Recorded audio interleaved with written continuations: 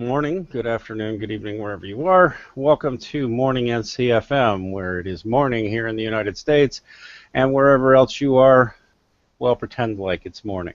I'm Dean Esme, the Online Outreach Director for the National Coalition for Men. With me, as always, is the Naughty Nerdess and MRA and Honey Badger at Large, Rachel Edwards. How you doing this morning, Rachel? Doing fine. How about you, Dean? I'm actually in a pretty darn good mood this morning. And joining us as a special guest today is Magnus Deacon, a noted and popular, growingly popular YouTuber and man going his own way. I'm a member of the MGTOW movement. Say good morning, Magnus. Good morning. I love that southern drawl. Yep. Gets me in trouble quite a bit. Magnus is actually probably going to be doing a regular show regarding men going their own way and MGTOW issues and what's going on in that community for NCFM. We haven't quite got it entirely planned out yet, but probably soon, right, Magnus? We're hammering out the details.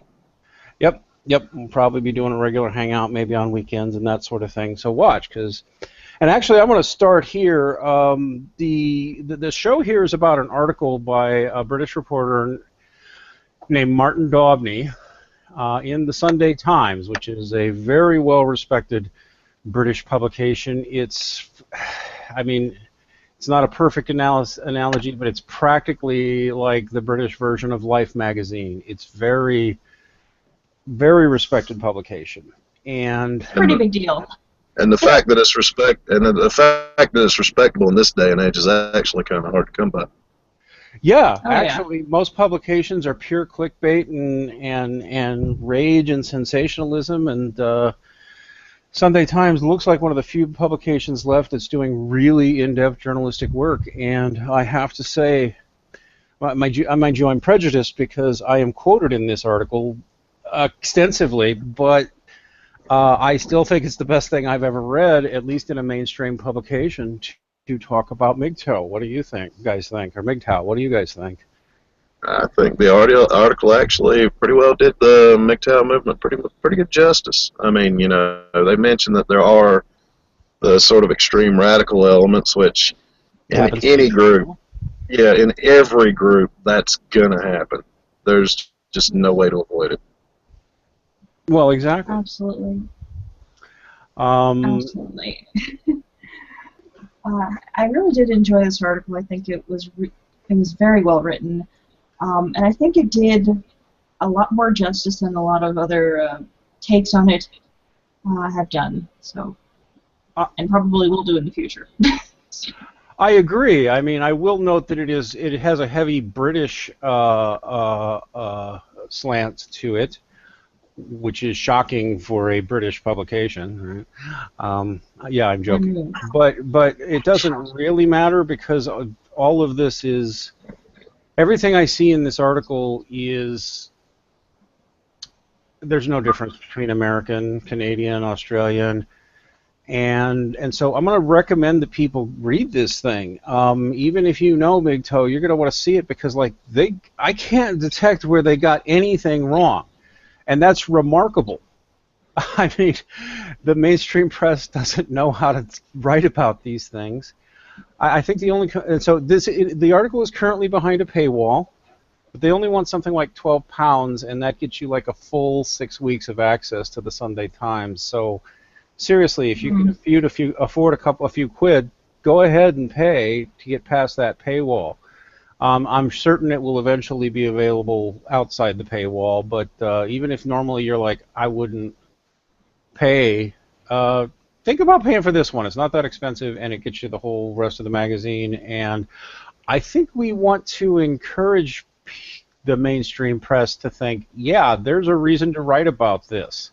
People are interested. So, well, and plus too, I got to read the article myself, and being that I'm up to my hind end in the MGTOW movement, I was actually fairly impressed.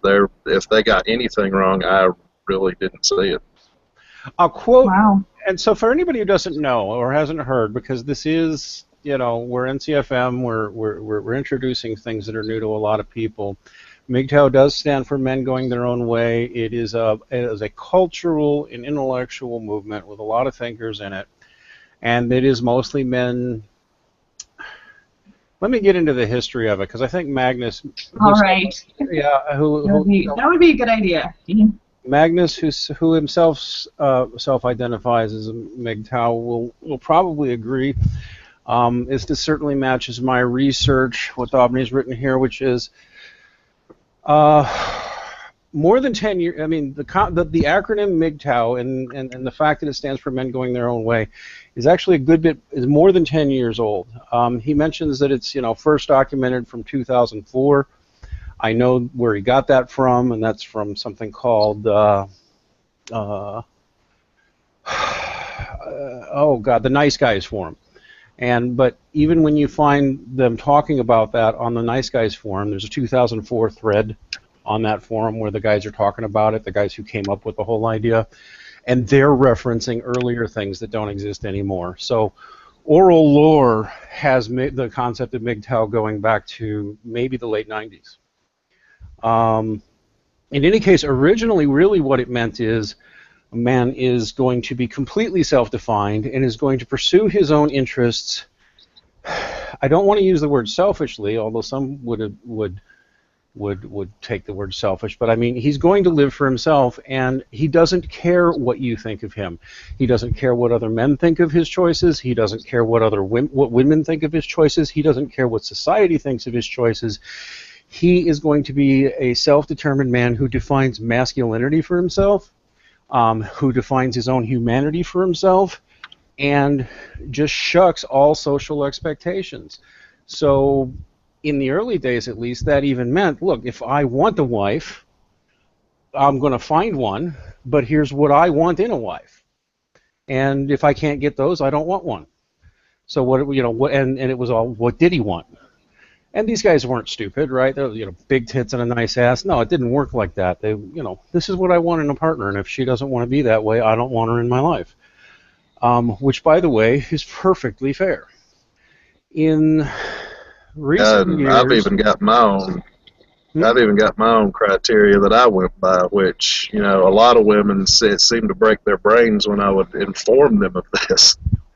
And, well, without knowing, Magnus, because I want to hear about that, but without knowing this, I'll just note that the younger generation especially is much more hardcore, no, we're never going to have female partners.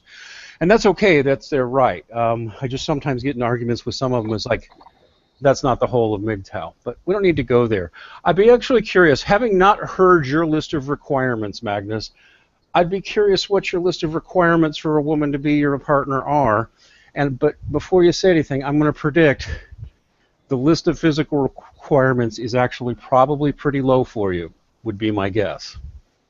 Yeah, no, I never really required that she be like Scarlett Johansson or, even from way back in the childhood days, Cindy Crawford or anything like that. No, my requirements were more like, you have to be a good conversationalist because, women seem to rely on it too much, but sex only goes so far. We're not going to be in bed together 24/7 because I have to work and, pay the bills and things, and if she's working, she has to go to work, so she has to be a good conversationalist. And this seemed to break a lot of women's brains because it's like, well, when we're old and gray and the parts don't work anymore, what are we going to be doing? Sitting around shooting the breeze. So you had to be a good conversationalist. That was my biggest requirement.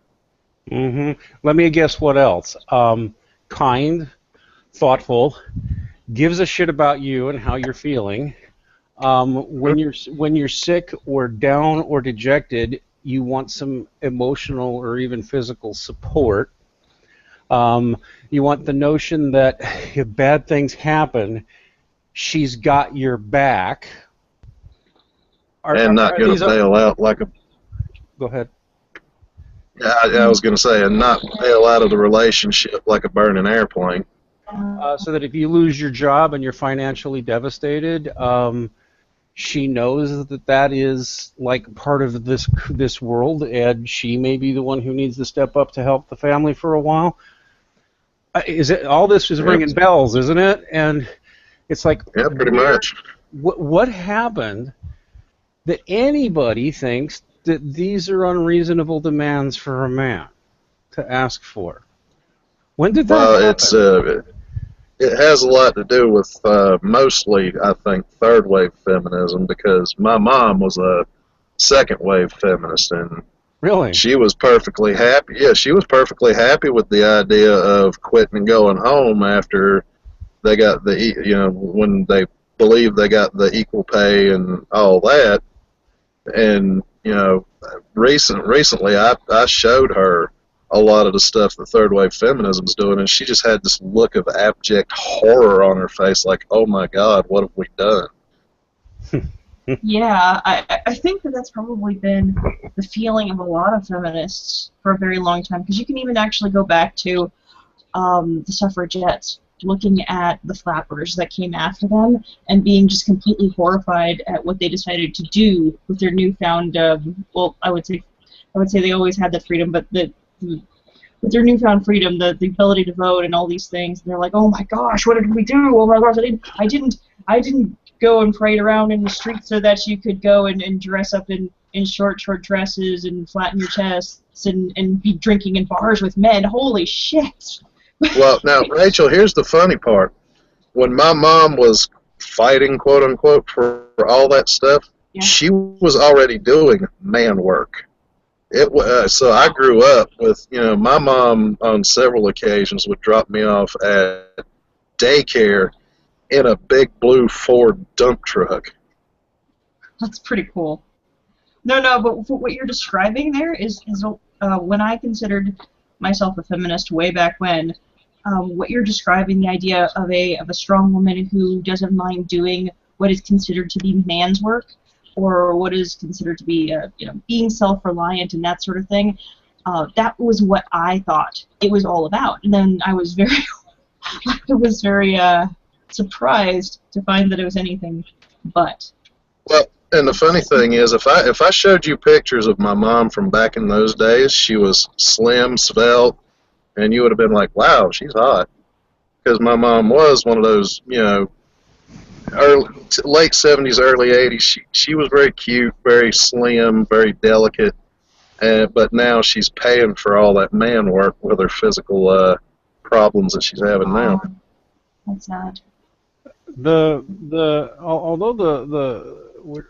It's like the thing you can't avoid talking about is feminism, and more to the point, women, and because you do have to talk about women when you talk about this. And I notice a lot of the critics of MGTOW thinkers and the men's rights movement and others, like they always go like, yes, you're talking about these serious issues, but all you're really doing is bashing women.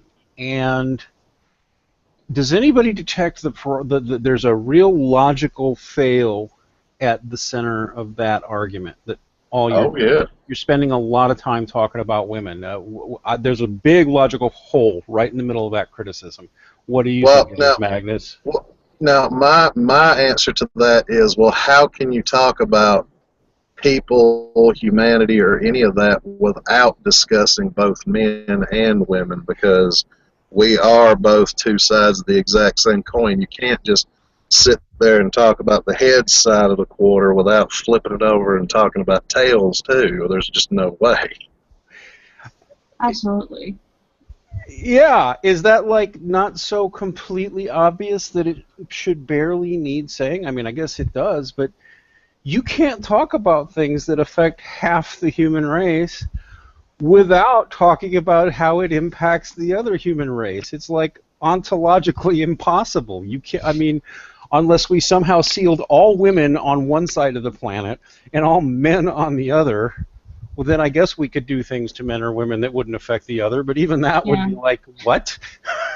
What? And a lot of these problems are really coming from this kind of I want to say third wave woman, but it's hard. But really, what we're describing here are these kinds of narcissistic, coddled harpies, and they just I mean, I can understand if I were a man in that particular situation on college campuses and stuff like that, looking at the dating market and just looking all of these self-interested women who have the personality of pocket lint, I would be incredibly disturbed and just kind of run away screaming.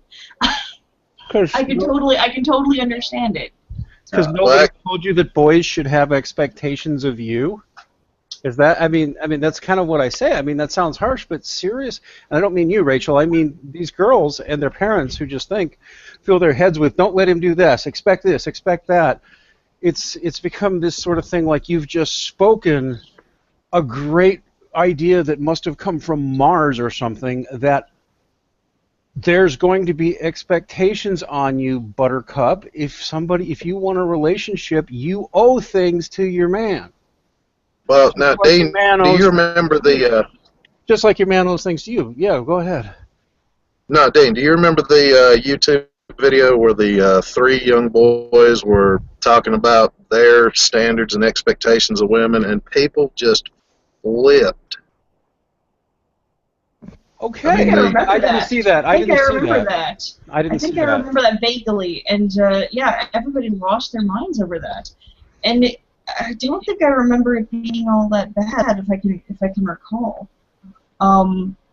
It was just the very fact that these guys had actually laid out any kinds of expectations at all on women.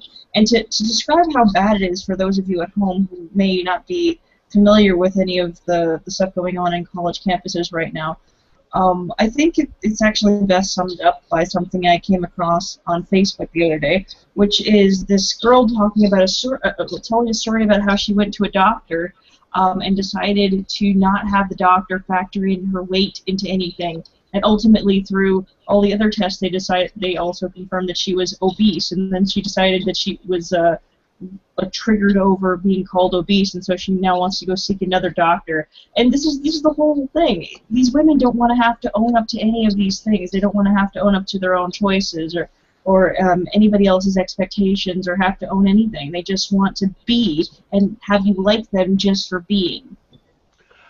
And for the problem I have with that is even when I go to the doctor, I mean, you guys can probably see from my picture, I'm a bit overweight, and I can't go to the doctor without her talking about the quote-unquote elephant in the room, which would be me. Mm-hmm. Well, because they don't care if they tell you you're overweight. They just worry about the woman's sensibilities. I mean, I've seen that in action. I've had my doctor give me grief over my weight. I mean, he's nice, right? He's encouraging and whatever. He's like, you need to lose this amount of weight, blah, blah, blah, blah, blah. On the other hand, my ex goes to see him. She owns it, so she's not going to get mad if she hears this. She has the same doctor I do, same exact doctor. And she has a weight problem. She owns that she has a weight problem, right? So she's not a delicate flower about it. She's like, yeah, I'm fat. I need to lose some weight. And but she says her doctor never even says anything to her about it. Now, except, well, you look healthy, so I wouldn't worry too much. Like, even doctors are doing this, and it's like, at what point do we not recognize that the entire society is worried about offending women and hurting their feelings? And at what point do we realize that's not even helping women very much? If you're refusing to talk about the actual problem, then the problem's going to stay there. That's another reason I was going to bring up as to why you can't talk about men's issues without talking about feminism. If you don't discuss the problem, you're not going to solve a darn thing. There's and I don't think it's just feminism.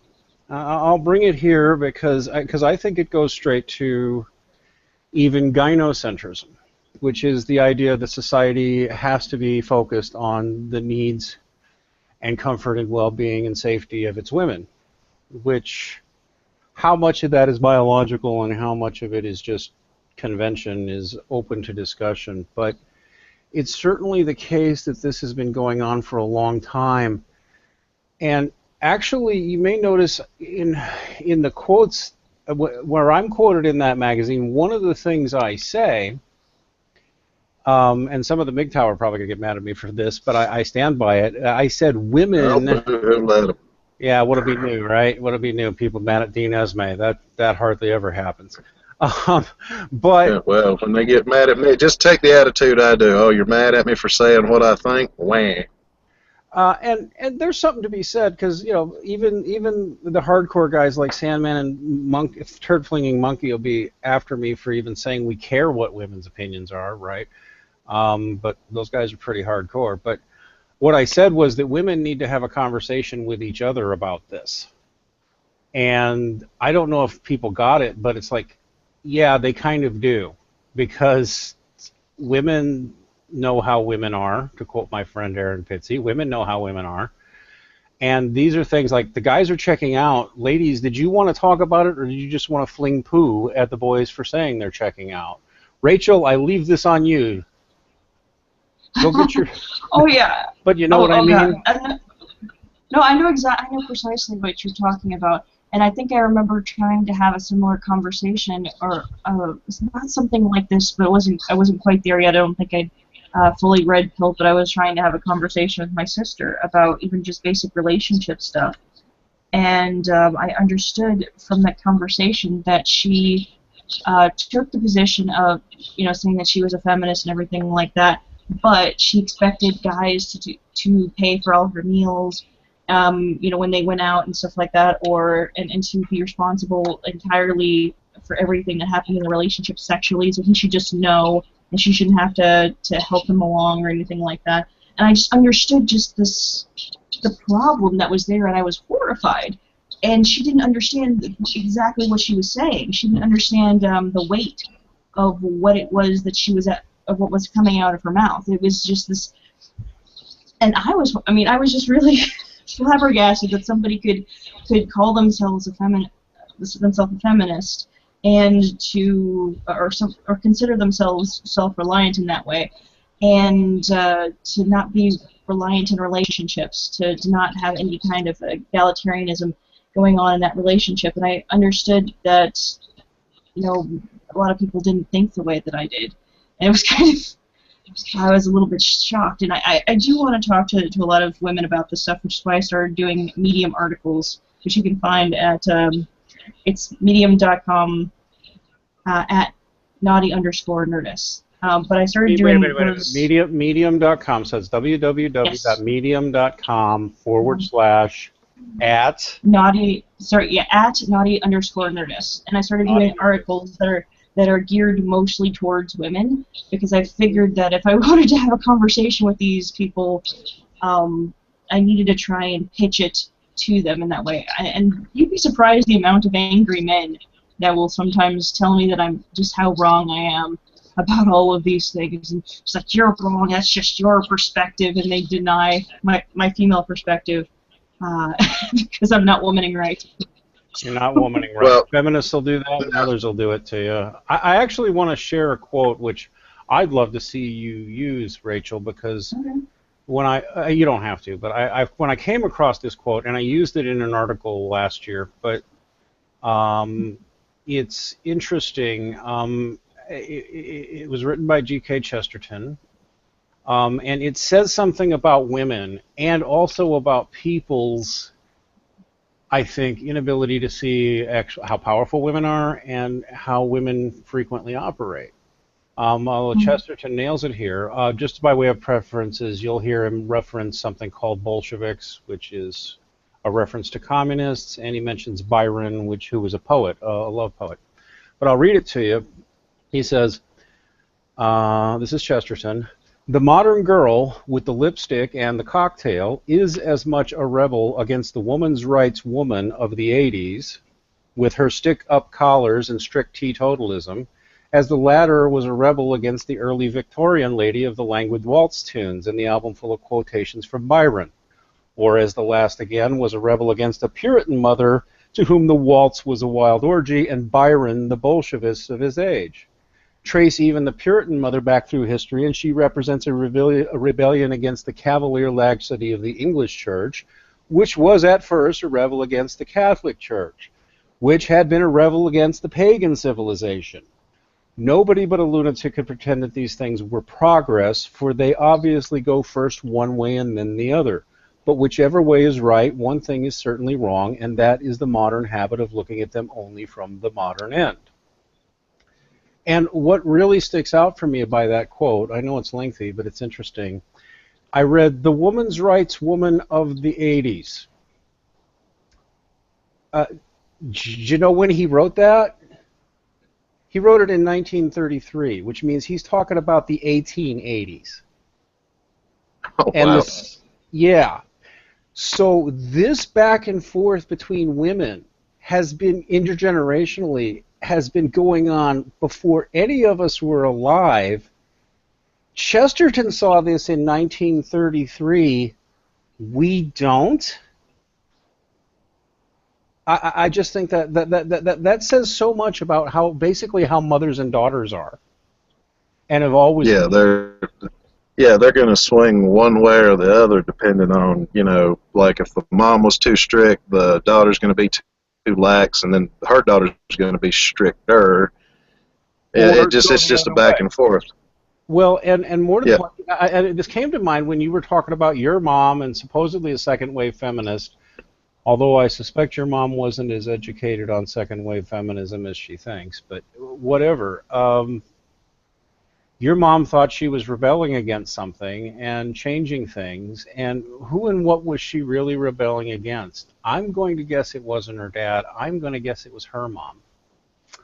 Um, Yeah, my grandma was a hard worker, didn't complain. I mean, she was like really bad off when she got old. She had like really bad rheumatoid arthritis. She was even to the point where if she even bumped into a round, smooth surface, she could either tear the skin or leave a big, huge bruise. oh Mm, dear. it's terrible. I'm But sorry. actually, Rachel, I got something I was going to say a minute ago. Okay. One way to take care of that problem with your sister, throw her a combination lock and don't give her the code of how to open it. Tell her she's got to open it in 20 minutes. And then when she fails, say, well, then why do you expect a man to do that with you in bed? Oh, Ooh, that's a good one. yeah. That's a good No, one. but But she, let me she get and my. I really don't speak very often. I don't think it's really going to work considering the last time we were talking, she threw something at my head. So, Well, yes. let me make this observation, though, and it does go back to the, hey, ladies, you need to be talking to each other because men are actually kind of getting tired of talking to you at all, and that's a real thing that's happening.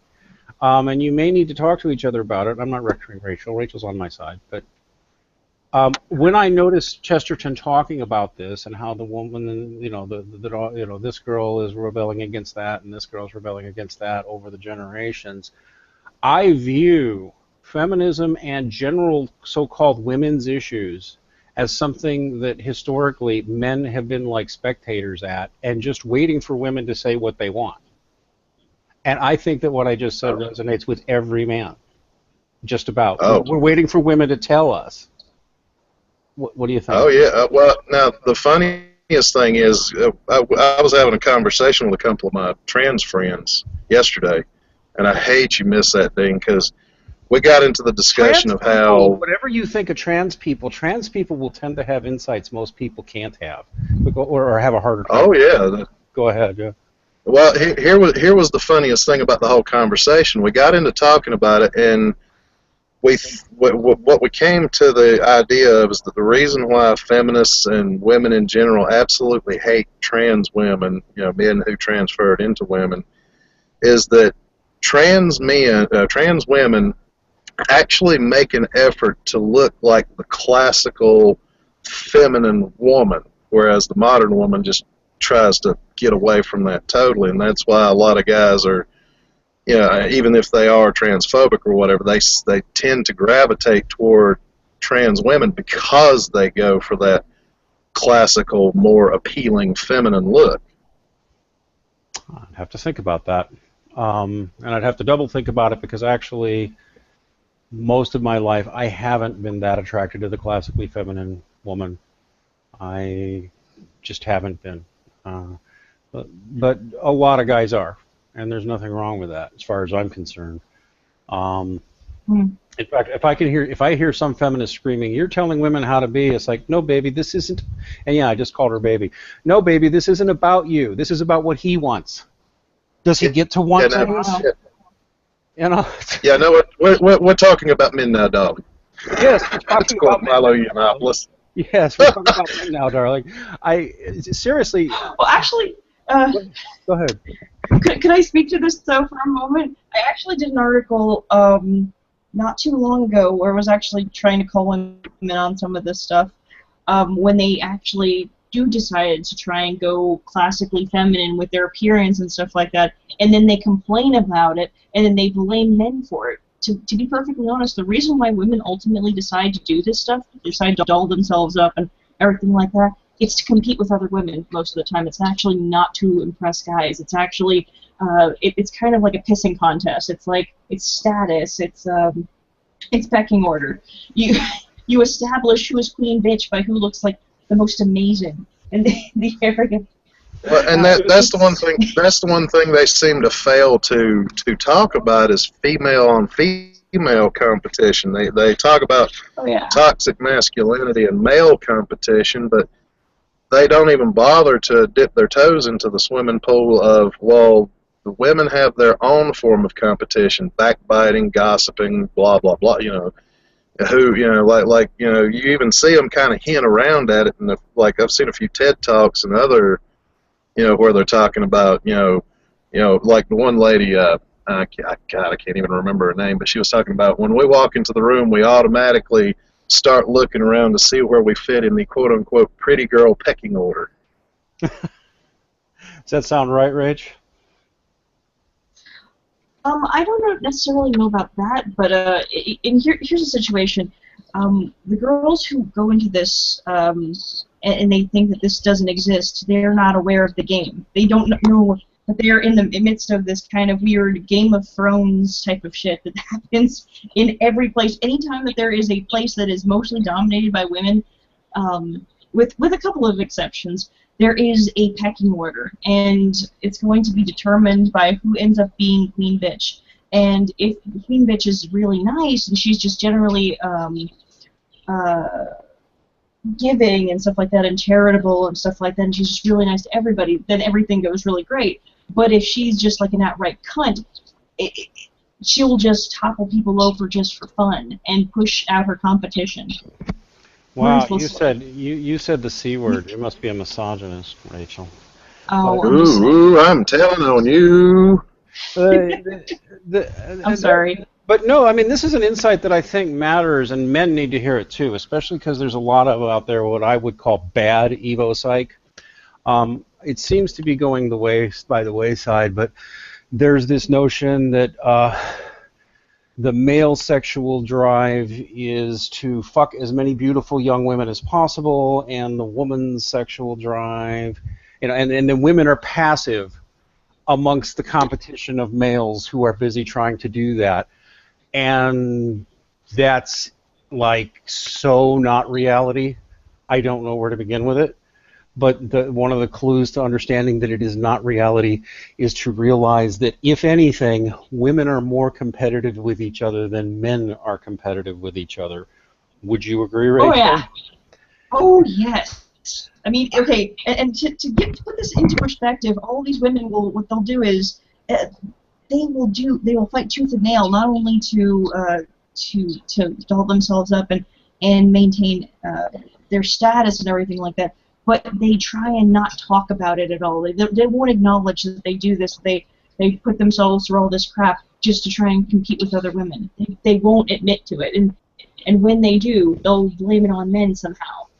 It's really, really bad. It really is bad. And and I'll ask any women listening, if they've never seen this in their lives, to go back to a moment in time where they suddenly lost their job and they're not quite sure why, and they worked their ass off like really, really, really, really hard, but they never really got in good with any of the women at their workplace, and so they just kind of kept their head down and worked, and they just found themselves like out of a job.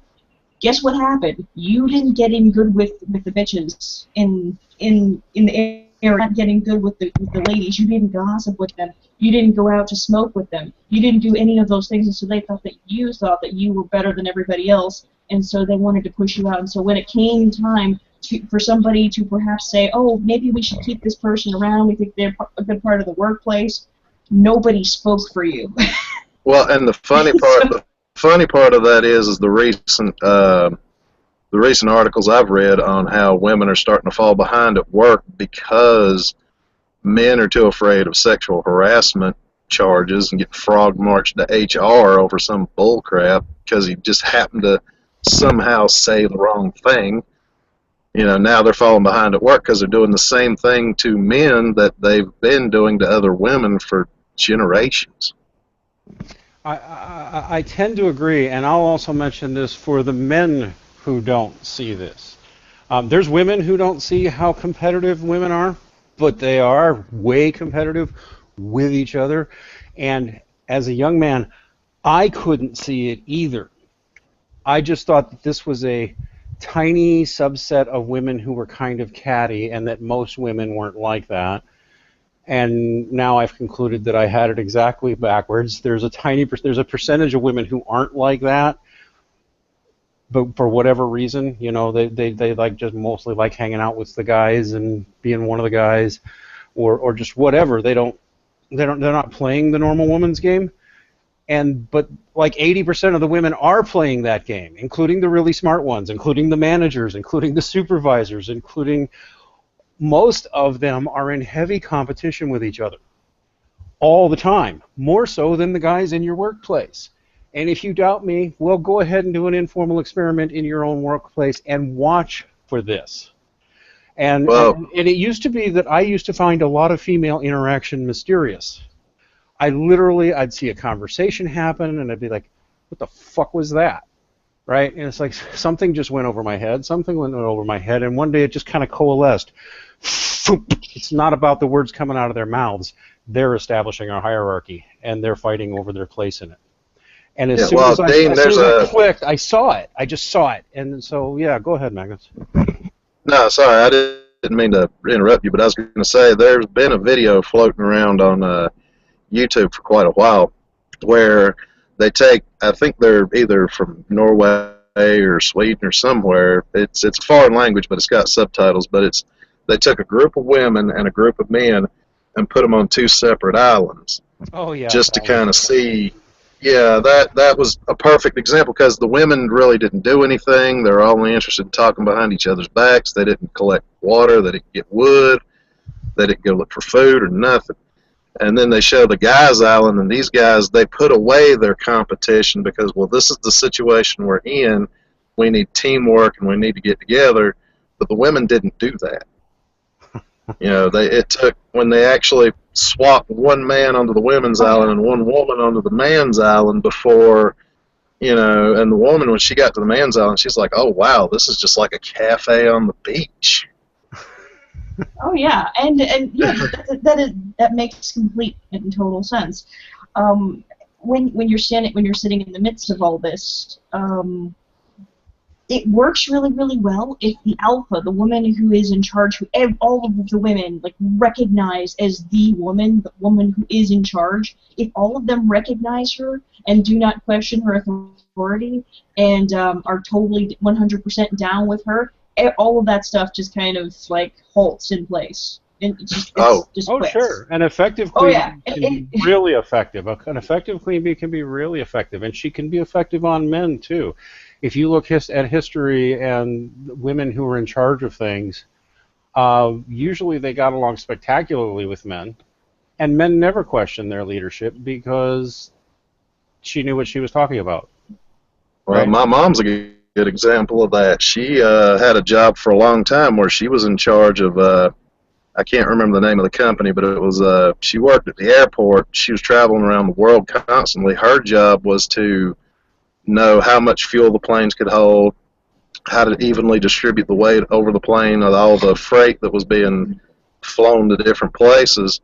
And she may have had one or two guys here and there that were buttholes and wouldn't listen to her, but most everybody did. When she said jump, they jumped. They didn't ask how high. One because of my she knew what she was doing. one of my favorite examples from history, even though she was a terrible criminal, she really was. But if you Google a woman named Ma Barker, Ma is Yep, an I know her. M-A, Mama, Ma Barker. She was the leader of a criminal gang, who were primarily made up of her sons and their friends. And you didn't question Ma, you know. And I think my point of that is this gets, and we got to get back to MGTOW, I know, but it does Yeah. zoom around because men going their own way. I don't think most men could see what we're talking about until you point it out to them. Most men. And B, again, implicit in the critics of MGTOW are that it is on men somehow to fix these social problems. And that's just kind of like an unconscious assumption we work under too much. Like whatever the social problems are, men need to fix that. That's why, like, the only what I would call a fart in the middle of this otherwise glorious article on MGTOW, there's a fart right near the beginning where, and I'm 90% sure that the reporter, Martin Daubney, had to put this in there just to appease somebody. But there's this fart near the beginning like, well, everything's not on their side. After all, there's only 23% of women in this, and 1 out of 15 billion women makes more than $1 trillion. I mean, these ridiculous statistics that have nothing to do with the everyday reality of 99.9% of the population, but they feel they need to throw that in there, like, oh, there's only so many female CEOs, there's only so many female members of parliament, to which the answer is that really, that is less than 1/10 of 1/10 of 1% of the population. Yeah. You're worried about them? But it's like implicit even in pointing that out is that whatever these social problems are, men need to do something. And the entire idea of MGTOW, which I fully support, is, no, sweetie, we ain't fixing shit for you anymore. Bye. Yeah, no, they're expecting they're expecting us guys to climb up the damn mountain first and then throw down a rope and pull them up. Which, how did we get to the top in the first place? We had to hand over hand climb up the damn mountain. Oh, that's how a lot of us see it. Oh, yeah, and Rachel agrees. Yeah. Why wouldn't you agree? Because you could just see it. This is reality. This is what it looks like. And one of these things that these women keep bringing up in all these conversations again and again and again, they're like, oh my gosh, there's so many men here in these positions of power and stuff like that, and this is the patriarchy. Well, here's the thing. Most men, they do not have the kind of power that these people you're describing have. They're just regular, everyday Joes, just, working from day to day in a little podunk job, and they don't have much power over anything at all, except maybe the minor choices that they get to have, and maybe they get, on occasion, the big piece of chicken. Yeah. And this is what they get in life. This is what amounts to the patriarchy that they're talking about, is the big piece of chicken on occasion. Yeah, you get the big piece of chicken. Give Daddy the big piece of chicken. He paid for the bills. Let Daddy have the big piece of chicken. But that's like, yeah, that's supposed to be enough anymore. That seems to be the whole. I mean, even that's not enough anymore. No, he's being a selfish bastard to want the big piece of chicken. Never mind that he bought the chicken. What a selfish bastard to want the big piece of it when it's done. I don't know how feminists and women in general cannot see this as a rational reaction by countless men, and whether they choose the MGTOW label or not, this is still going to be. This is the growing trend. I hear about it in Japan. I hear about it in Germany. I hear about it in India. I hear about it globally. Then just saying, why the fuck should I do this? By the way, we say fuck on this show. But why should I? What's in it for me? And I don't understand where comes the shock on men's part or women's part that a man, especially a young man, just starting in the world, should ask the very simple question of, what do I get for all this? Is that a wrong question? And I'm gonna plug his channel. Shinu Asami. He's one of the trans guys I was talking about, and he does a lot of stuff. He lives in Japan, so he does a lot talking about herbivore men, and he's been on a couple of my podcasts and told us exactly what these Japanese men are expected to do. These guys barely get to see their kids. They're working 70 to 90 hours a week. You know, if they get the wife's permission, then maybe they can take their kids out to the amusement park or something. Otherwise, they got to just hand over all their money to her and go back to work. And some of the stuff he tells us, it's just, wow, it's ridiculous. And well, I believe it. You're talking. They used to call that the salaryman, but And they work themselves to death. they do. Oh yeah. And then there's going to be other men. I mean, in fact, those guys, the salarymen, the ones who match his description in Japan, are famous for doing things like just dropping dead at their desk at work. Oh yeah, and there are actually pictures of men on the subway who have just passed out asleep because they're so exhausted. That's right. And I think this was the moment. I'll invoke the name of feminist Kathy Young, who a lot of people seem to think is really friendly to men's issues. I'll actually call it out now. I don't think she is, or that she's only mildly sympathetic. Because I'll never forget this. We defriended each other on Facebook.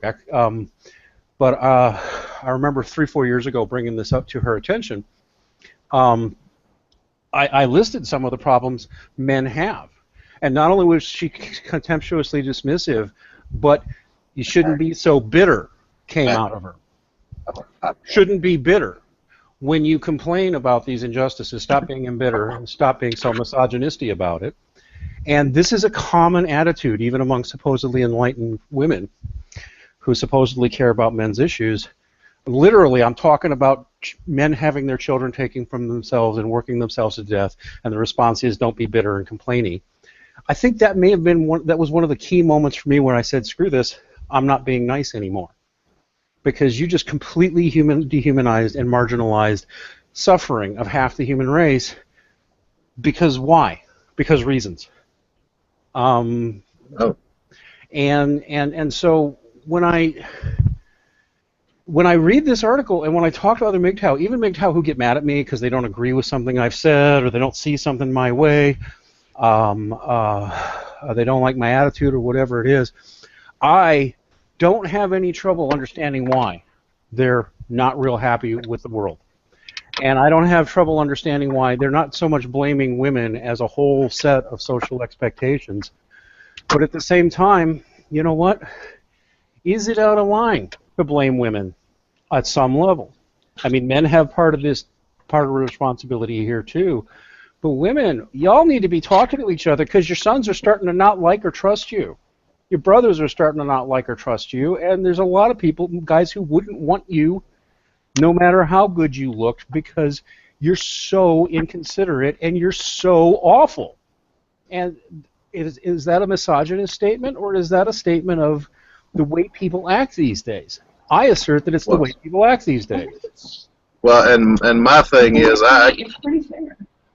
Well, and my thing is, I keep wondering, you know, you have like MP Jess Phillips making light of men's issues, and she's, oh, I've got 2 sons, of course I care about men. It's like, well, how about when they're old enough, we show your sons exactly what you said about issues they're going to face and see how they look at you then. Let me explain that for the audience. He's talking about a British member of Parliament named Jess Phillips. Jess, I think Jess is short for Jessica, but I don't know. Jess Phillips. Yeah. I got into a huge fight with her over Twitter. I did. We went back and forth, as did a whole bunch of others of us, and she hardly covered herself in glory. I mean, there were some rude men to her, but for the most part, she was showing. This was all around the idea that we might talk about men's issues in the UK Parliament and talk about men's issues on International Men's Day, and she was laughing, sneering, condescendingly dismissive. I mean, laughing in the middle of a committee meeting at the whole idea that we would do it, literally laughing, like ha ha ha ha ha ha, head back laughing. And still, since then, she's just doubled down and saying anybody who doesn't see it my way, well, they're misogynists and they want to rape me and they're awful people. no sugar booger, Jess Phillips, you are a disgrace to the Labour Party and to the mother of all parliaments with that Well, disgusting attitude of yours. and Why just wouldn't for men look the at just Go ahead. just for the audience, I hate to cut in, but just for the audience, Bennett Talks put up a mirror of a guy talking about his experience with suicide and whatnot, and how Jess Phillips saying that felt like he's not represented by anybody. She's supposed to be a member of the Labor Party who is supposed to represent the people, the average common man. And he said when he heard that, he just felt like she didn't represent anybody but herself. Yeah, I mean she's an elected member of parliament. She's supposed to represent the people, at least in her district. I think they call them districts in the UK, right? Is it ridings or is it districts?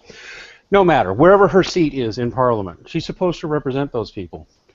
And that is a British MP representing her people, the people in her seats. And that's just one, right? But I mean, and it's not about, let's get rid of Jess Phillips. No, that won't solve anything. She's symptomatic of a system that has decided it literally does not care about 50% of the population. It just doesn't, except in the sense of what the men can do for everybody else. And so I don't think it can be stressed strongly enough. MGTOW, men going their own way and saying, I ain't doing it anymore, that's the most powerful men's rights statement I've ever heard. I know some of them get mad at me and they say, we're not MRAs. I'm like, well, you don't have to call yourself that one, but when you open your mouth and tell people why you're not having anything to do with women anymore, you're kind of doing it, whether you meant to or not, because this is the most powerful political statement there is. This is turning your back and saying, I will have nothing more to do with you. I don't think you can make a stronger statement. Huh? Yeah, even from the first day I heard about MRA and MGTOW, I always looked at it as, in a way, Women Against Feminism, MRA, and MGTOW are sort of like the separate branches of the military. If you know anything about the military, they may be at each other's throats, but when the chips are down, they are, in essence, working together. Yeah, they really are. Even the ones who are like, I hate you guys, I don't want anything to do with you guys. Well, I don't know how you don't do it. If you open your mouth, you're already doing it. Rachel, what were you going to say? No, I mean, he is definitely right. And I think that more often than not, we do need to try and band together, as it were, to combat a lot of these problems, because we're certainly not going to be able to do it apart. We aren't. It's just not going to happen. I mean, we can try and talk about, I suppose, the purity of the movement and stuff like that, and try and push out people that we feel are not worthy of being there, I suppose. But we kind of need everybody right now. Well, hey, listen, guys, we're getting near the end of the show. We've only got about 7 minutes left. So I'm going to call out a few things from the article, and then we'll do closing things. I want to especially note that I was particularly proud of David Sherratt, who goes by Spinosaurus Kin. Rachel and I both know him, I believe, or certainly know of him in Rachel's case. I've chatted with him many times. Spinosaurus, you came off awesome. You really did. He was very eloquent. He was very clear, and even and also the bread and circuses guys. I keep forgetting him. I mean, this is a young mind, right? One's 18, the other's 20. These are really well-spoken. The bread and circuses guy and Spinosaurus especially. They're 18, 20 years old. They're young. I mean, I'm almost 50, so they almost seem like children to me, right? And I'm not saying that condescending. It's just like they're young men, but they are men. They're not children. They're men, and they are speaking from themselves, and they're speaking with conviction, and they're talking sense. And the fact that people will just sneer in response to what these young men in particular are saying. I mean, I'm not even being dismissive of the 30-somethings and the 40-somethings who are divorced. Look at these young men. They're saying the same thing that the supposedly bitter divorced men are saying. They're saying the same things. And you know why they're saying it? It's not because they can't get laid or can't get with a woman. They're saying it because this is reality. Open your eyes and look. You probably see people in functional relationships. Those exist, but it's everywhere. And it's not that men just want sex. I'm sorry, we need to destroy that one too. It is not. I've yet to meet one of these guys. I have not met a single one of these guys who has unrealistic expectations in terms of wanting their woman to look like a porn star. If you ask any of them, even if they like looking at those wicked hot porn women, none of them think they actually want that in a woman. I haven't met one who says he wants that in a woman. They always talk like Magnus does, even the 18-year-olds, even guys like David here. If you ask what would I want in a woman, the list of physical traits will be there, but it'll be more about who she is as a person. And people can't hear that either, and I think that's tragic because these all young men want a good life partner. They just no longer believe they can find one. Please read this article. I've linked it in the low bar. Pay for it if you can. It's a great publication. This is an article that's going to reverberate for years, I believe, because it's like finally letting men going their own way speak for themselves to a larger audience, and like or hate what they say, Sandman, Flinging Monkey, or the more reasonable, moderate guys, they get to do that. They get to have their opinion, and you don't get to shut them up anymore. At least that's how I say it.